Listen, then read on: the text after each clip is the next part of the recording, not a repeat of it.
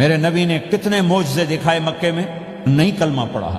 بدر میں ان کے 70 مارے گئے، فرشتوں کو دیکھا، جبریل کے گھوڑے کی آواز سنی، کلمہ نہیں پڑھا۔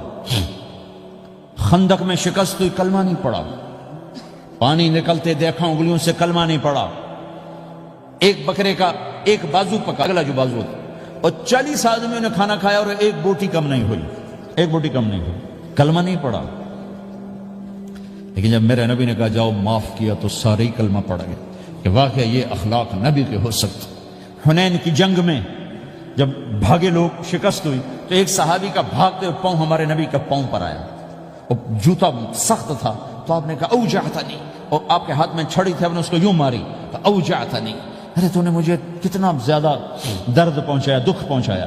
وہ بیچارے پگھل کے رہ گئے اور پریشان ہو گئے، اور فرماتے ہیں سارا دن میں پریشان، ساری رات پریشان کہ اللہ کے نبی کو میں نے تکلیف پہنچائی، اب میرا کیا بنے گا۔